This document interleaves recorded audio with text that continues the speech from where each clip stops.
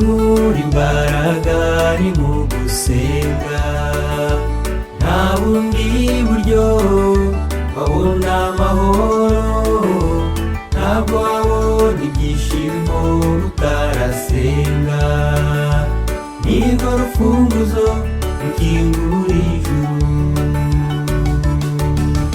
Kandi nkura imbaraga ni mu gusenga, nta bundi buryo wabona amahoro, ntabwo wabona ibyishimo utarasenga, nirwo rufunguzo rukingura ijuru. Gusenga niyo ntwaro y'umukristo, ni nayo mbaraga ishobora gukingura ijuru, ni nacyo kirwanisho Yesu yarwanishije kugira ngo aducungure.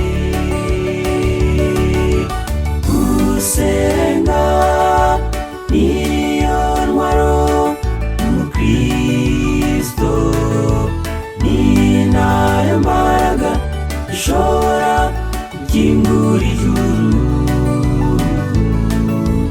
ni nacyo kirwanisho Yesu yarwanishije kugira ngo aducungure.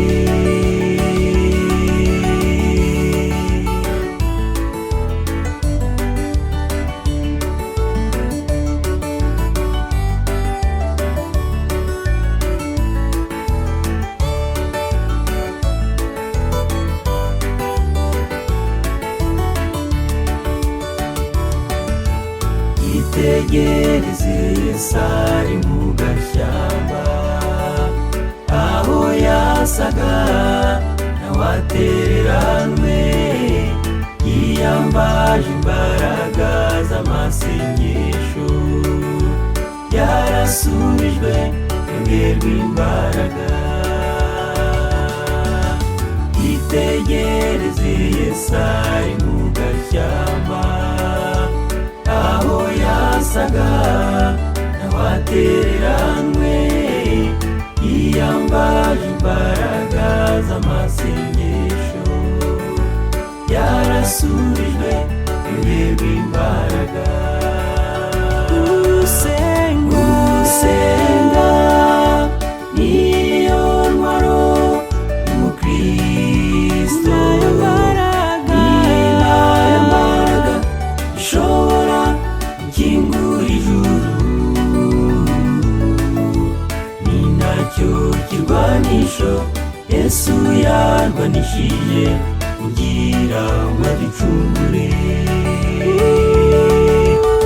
Gusenga niyo ntwaro y'umukristo, ni nayo mbaraga ishobora gukingura ijuru,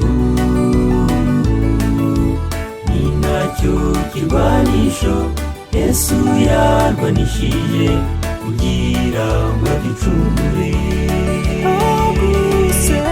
Gusenga niyo ntwaro y'umukristo, ni nayo mbaraga ishobora gukingura ijuru, ni nacyo kirwanisho Yesu yarwanishije kugira ngo aducungure, ni nacyo kirwanisho Yesu yarwanishije kugira ngo aducungure,